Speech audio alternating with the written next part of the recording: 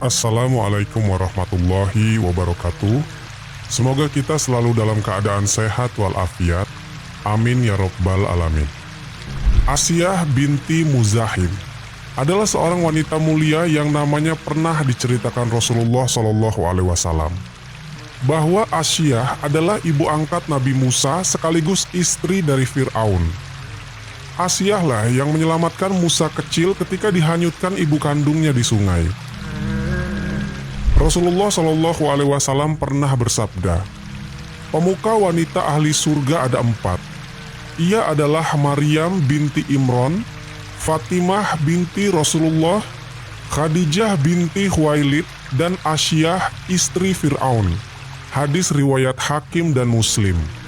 Kisah ini bermula ketika Fir'aun ditinggal mati oleh istrinya. Jadi saat itu, dia merasa kesepian dan ingin mencari istri yang baru. Kemudian pada suatu hari, Fir'aun memerintahkan kepada salah seorang menterinya yang bernama Haman untuk datang dan melamar seorang perempuan yang bernama Asiyah. Tapi saat itu, lamaran dari Fir'aun ditolak oleh Asiyah. Karena Asiyah tahu bahwa Fir'aun atau Raja Mesir ini adalah orang yang buruk sifatnya. Dia mengaku sebagai Tuhan dan seluruh rakyatnya saat itu wajib untuk menyembahnya. Mengetahui lamarannya ditolak, Fir'aun pun menjadi marah. Akhirnya, Fir'aun mengutus bala tentaranya untuk menangkap orang tua Asiyah. Mereka pun dipenjara dan disiksa di sana. Fir'aun adalah raja zolim. Dia berpikir dia adalah penguasa dunia, dan dia berhak untuk melakukan apa saja yang dia mau. Tapi dengan sifat yang sombong itu, dia tidak mampu mendapatkan hati dari Asiyah. Kemudian Fir'aun pun memaksa Asiyah untuk menikah dengannya. Padahal Asiyah sudah menolaknya dengan tegas. Bahkan Asiyah berkata, "Aku tak sudi dinikahi Fir'aun. Dia adalah raja yang ingkar kepada Allah Subhanahu wa Ta'ala." Tapi entah bagaimana ceritanya, entah itu Fir'aun mengancam untuk membunuh orang tua dari Asiyah, atau karena hal yang lain, pada akhirnya Asiyah pun terpaksa harus menikah dengan Fir'aun. Asiyah binti Muzahim adalah salah satu contoh yang bisa diteladani oleh orang-orang yang beriman, khususnya kaum wanita. Hubungan antara Asiyah dan Fir'aun yang kafir tidak menjadi mudarat bagi Asiyah sedikitpun, karena Asiyah memanglah memisahkan diri dengan suaminya dalam kekafiran.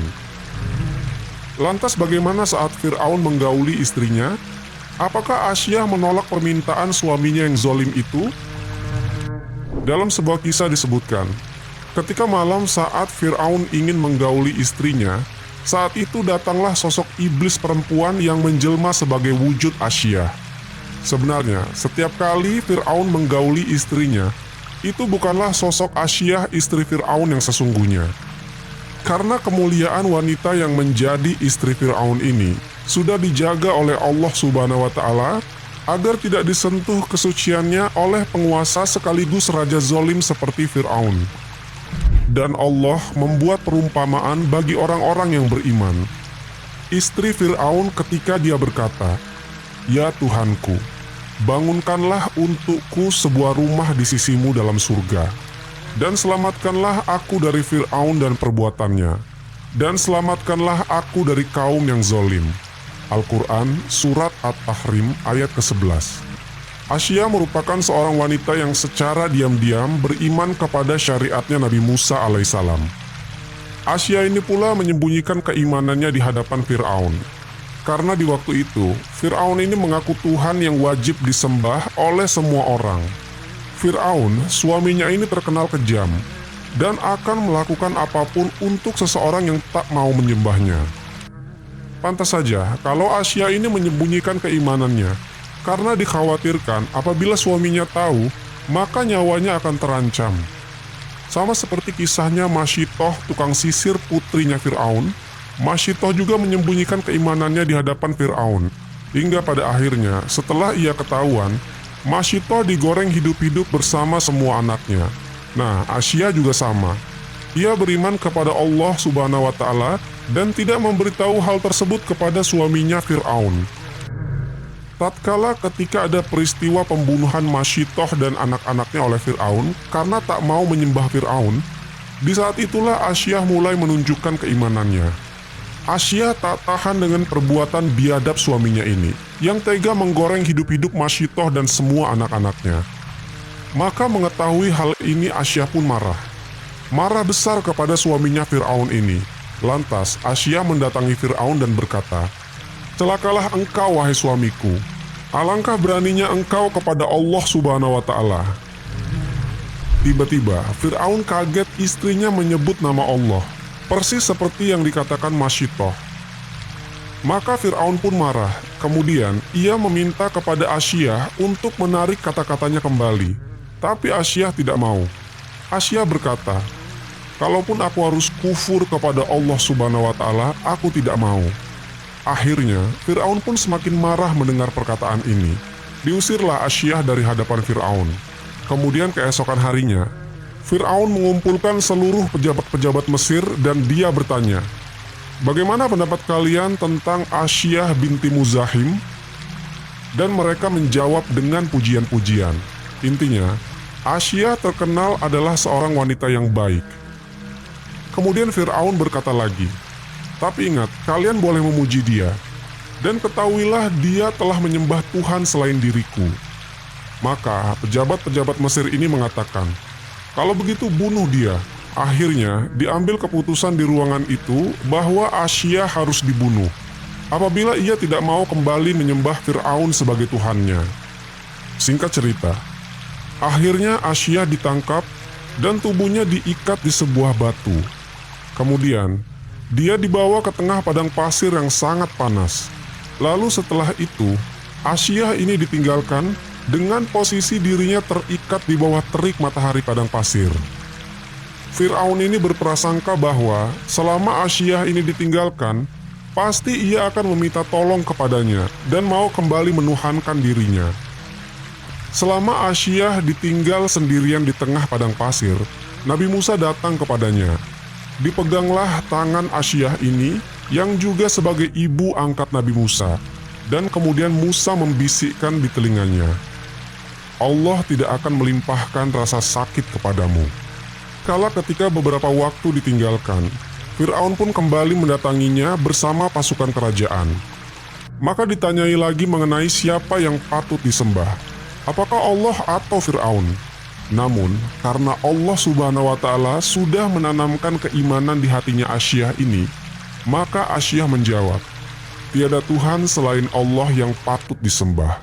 Mendengar hal ini, tambah marahlah si Fir'aun. Kemudian ia menyiksa Asyah. Dipukulinya Asyah secara membabi buta dalam posisi terikat di bawah teriknya matahari. Dan sambil dipukuli, Asyah dipaksa murtad. Tapi dia tidak mau. Sampai-sampai pakaian Asyah binti Muzahim terlepas sebahagian karena siksaan dari Fir'aun ini. Karena kabar yang dibisikkan Musa kepada Asyah ini, selama Asyah mengalami penyiksaan, ia tidak merasakan sakit. Malahan Asyah tersenyum dan tertawa ketika disiksa Fir'aun. Melihat Asyah ini tertawa, akhirnya Fir'aun semakin gila saja menyiksa Asyah sambil berkata, "Lihat, aku sudah mengazab dia. Aku sudah menyiksa dia, tapi dia malah tertawa." Dan pada suatu momen, ketika siksaan Fir'aun telah melampaui batas, dan karena Asyah tetap tidak mau murtad, maka diambil keputusan bahwa Fir'aun harus membunuh Asyah.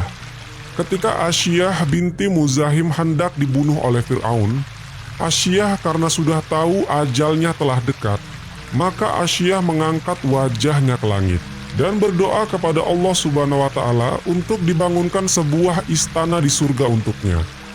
Sekejap saja setelah Asyah selesai berdoa, Allah Subhanahu wa Ta'ala pun langsung mengabulkan doanya itu.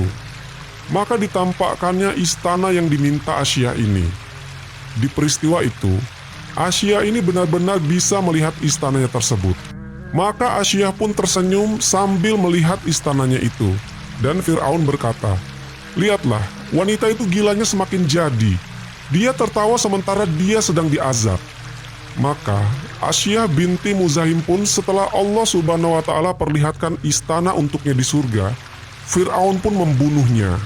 Dan wafatlah Asyiyah binti Muzahim husnul khotimah. Jadi itulah kisah Asyiyah dan Fir'aun. Semoga kisah ini bermanfaat. Lebih dan kurangnya mohon dimaafkan. Yang benar datangnya dari Allah Subhanahu wa Ta'ala. Khilaf atau keliru itu datangnya dari saya pribadi sebagai manusia biasa. Sampai ketemu di kisah-kisah seru yang penuh makna selanjutnya. Saya akhiri. Wassalamualaikum warahmatullahi wabarakatuh.